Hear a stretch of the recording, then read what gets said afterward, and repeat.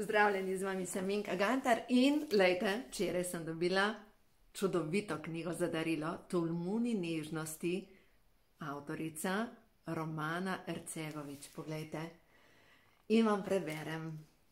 Poklon materam in pramateram.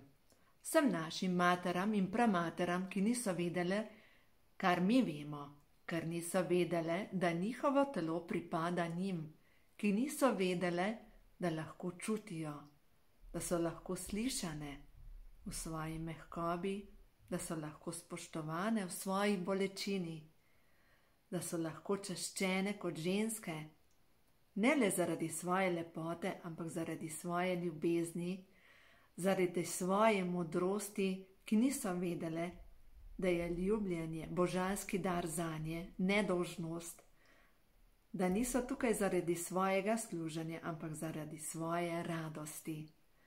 Vsem materam in pramateram, ki jih je predkrila grenkoba, ki so mislile, da tako mora biti in se obdale z oklepi trdote, strogosti, togosti, pohlevnosti, samo da ne bi čutile.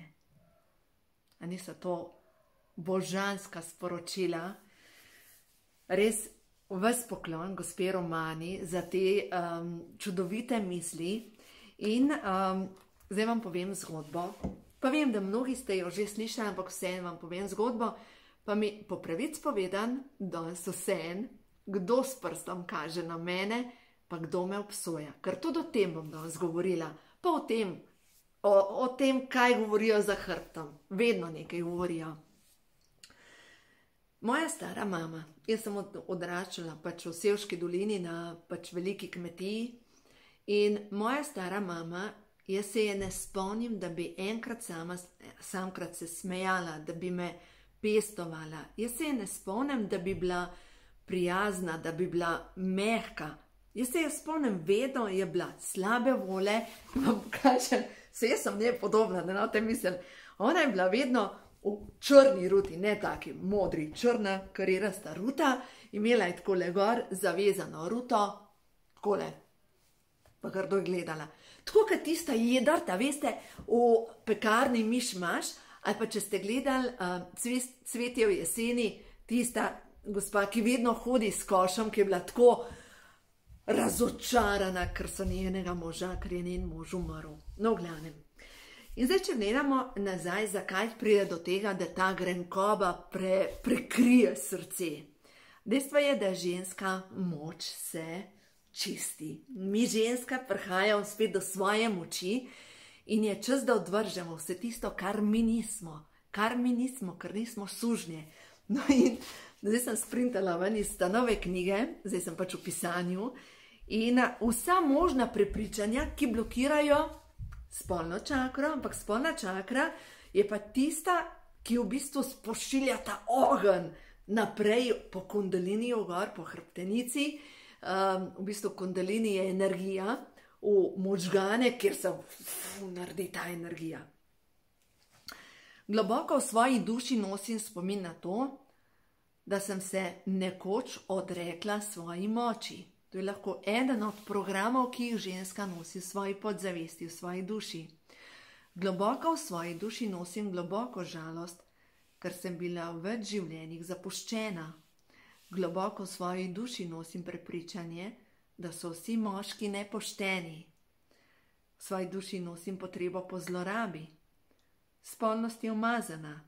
Strah me je izražanja, strah me je življenja in tako naprej in tako naprej. V glavnem. Pisala sem o tem, katera čustva oziroma kateri programi lahko zmanjšajo delovanje, energijski pretok čez spolno čakro. In ko se zmanjša energijski pretok čez spolno čakro, pomeni, da se lahko manifestira bolezen. Lahko, recimo, pridelate miom na maternici in začne rasti, ker ta bolečina vaše ženske duše enostavno raste. In zdaj lahko greš na operacijo, odrežeš, ampak bolečina še vedno ostaja. Ravno takoj pri ljudeh, ki imajo težave z žolčnimi kamni. Lahko žolčnik odrežejo, ampak jeza, potlačena jeza je še kar ostaja noter. Ali pa recimo v jetra se naseli sovraštvo. Ti imaš lahko, dobro, zdaj pretiravam, presaditev jeter, ampak dejstvo je, sovraštvo ostaja. Ali pa recimo sladkorna bolezen, grenkoba, vse je za manj, ostaja v trebušni slinavki. Ali pa strah ostaja noter v želodcu in tudi imaš lahko operacijo želodca, še vedno ostaja strah. Zato je tako pomembno, da čustva počistimo vse tisto, kar nas šofira po svoje. Zdaj pa pejmo naprej. Ženske v zgodovini so se odpovedale svoji moči in so mislile, da je spolnost grda, da ne smejo uživati, da se ne smejo dotikati sebe. In če se vrnem na mojo staro mamo. Stara mama se je poročila na kmetijo, verjemite mi, da ni bila zaljubljena v mojega starega ata. V osnovi me se je enkrat sanal. Leta 1918 se mi je sanal, da sta dva možakarja prekladala denar in se potem združita v enega, ker to sta bila moje dva pradetka, se združita v eno osebo in ta ena oseba se obrne proti meni in reče, povej svojim, da je 100 let od takrat, da naj pošlihtajo denar. Logično, mi niso povedali, zakaj se je šlo, ampak jaz sem sama prišla do zaključka. Dejansko sem prepričana v to, da stara mama je bila na en način, veste, prodana. Se pravi, je bila v bistvu dogovorjena poroka. In seveda potem nimaš nobenega veselja v življenju in edina radost, ki jo je pa občutila potem do otrok, ko je rodila sina, ko je rodila hčerko. In zanimivo, da pri hčerki, pri moji teti, se zgodovina ponavlja. Prav isto. In zdaj, zakaj o tem govorim, pa mi je prav vseeno, če je kdo jezen, ampak zaradi tega, ker pol slišiš obrekovanja. In obrekovanja od mojega bratranca žena. On je krasen človek, krasna ženska. In sem slišala, zadnjič sem bila doma, slišam, da kakšna je ona. In mi ni šlo skupaj, kakšna je ona. Pa tudi, če bi bila, ne vem, kakšna ona, ni pošteno, da se nekoga obrekuje. In jo pokličem in sva govorile in logično, ven so prišle načenče, ki jih je dala pač njena tašča ven. In to kar grdo obrekovanje. In čeprav ne je to moja družina, pa bi morala reči, ja, ščitim moje. Ampak če ni pošten, ni pošten. Ni pošten, da se o nekom slabo govori. Ni pošten, če se nekoga obrekuje. In dejstvo je, da ni pošten, da se širi obsojanje. Zato je najbolj pošten, ko vidite, da se o nekom slabo govori, da ga enostavno pokličete, vprašate, rečete, daj mi povej, slišala sem tole, koliko je pa tukaj resnice. Zato, ker lejte, tale naša mala Slovenija, jaz vam povem, da sem v osnovi kar malo žalostna, ker že sem govorila o tem. In danes mi je v bistvu prišlo čez rob, prav čez kapo mi je prišlo čez. Ker v zadnjem času dobivam kar nekaj mailov, ko mi stranke pišejo, veš, sem kupila tvoje vitamine in te tvoji vitamini, ki so v DM-u, pa niso kvalitetni. Ker to, lejte, znamka z imenom Minka ni moja znamka, ampak ljudje pač povežejo z mano. In dejstvo je, da te vitamini sem pogledala sestavo, to so vitamini, ki jih jaz sama ne bi nikdar uživala. Pač so nižje kvalitete, no, sploh ne moram govoriti o kvaliteti. In nekaj, kar vsebuje DL-alfa-tokoferol, se pravi umetni E-vitamin, to ni dobro, lejte, tudi za mojega kuža to ni dobro, če je umetno. Za nikogar, ne pa za ljudi, še manj za moje otroke. In dajte pomisliti, ja, pohlep je zanimiva zadeva. Pohlep, preračunljivost je zanimiva zadeva. In tukaj noter jaz mislim, da v Sloveniji imamo res še veliko za narediti. Res za veliko za narediti. In vem, da vsak predeluje svojo karmo. Zdaj vam povem še eno zgodbo od ene gospe. Ena gospa je rekla, da ima občutek, in sem že zadnjič govorila o tem, če imaš občutek, da nisi v ta pravi družini se rodil. Če imaš ta občutek, to pomeni, da res nisi v ta pravi družini, zato ker imaš za predelati karmo s to družino. Ker tisto, kar predeluješ svojo družino, je sigurno, ali da se postaviš za sebe, ali pa mogoče, da spustiš kakšno stvar pa rečeš, blagoslavljam dovoljujem, da odide. Naj odide, tega ne potrebujem več. No, in zdaj pa gremo nazaj na ženske. No, lejte. In vsakeč, ko smo ženske v tej jezni energiji, smo v borbenosti in krepimo moške hormone, in tu je moški hormon testosteron. In ta hormon povzroča pri nas ženskah še več stresa. Ženski hormon estrogen, zdaj pa samo mečkam, da vam točno povem, se pa sprošča vsakič, ko se povezujemo z ljudmi. Zdaj vam bom pa prebrala, lejte. Kako povečati raven estrogena? Se pravi, ko govorimo o svojih težavah. Zdaj, ko jaz govorim o svojih težavah, sproščam estrogen. Takrat, ko govorimo o odnosih, takrat, ko se objemamo, takrat, ko izražamo svoje občutke in imamo občutek tudi, da smo slišani. Tudi masaža, pedikura, striženje las, nohte, takrat, ko delamo, recimo, ko greš urediti nohte, trepalance in tako naprej, krepimo ženske hormone estrogene. Potem skupno praznovanje, komplimenti, tudi molitev stimulira te hormone, estrogen, ženski hormon, potem pa naprej zmenki, romantika in tako naprej. No, zdaj pa v glavnem, kaj pa lahko sama ženska naredi za povečanje estrogena. A veste kaj? To, da daš gor lepo spodnjo perilo, da recimo se oblečeš nekaj lepega, ker se s tem počutiš bolj ženstvena, da mogoče daš lepe čevlje, da mogoče oblečeš nekaj taga, kar je samo za praznike, pa se oblečeš za vsak dan, zato ker se bolj ženstveno počutiš. Mogoče da mečka make-upa daš na sebe, potem mogoče nakupovanje, ker ženska predvideva, ko gre nakupovati, da s tem, kar bo kupila, bo osrečila druge. Potem obdarovanje, spet, ker s tem, kar dela, pričakuje, da bo nekoga osrečila. Tudi kuhanje, ker s tem veš, da boš nekoga osrečila, peka. No, v bistvu vse to krepi ženske hormone. No, dejstvo pa je, da je to prvi del ciklusa, drugi del ciklusa je pa povezan s progesteronom. Seveda, ženskam v rodni dobi se progesteron normalno tvori, ampak potem, ko pa ženska pride proti meni, se pa vedno manj tega hormona tvori in spet ga lahko spodbudimo. In sicer vse to, kar so družabne igre.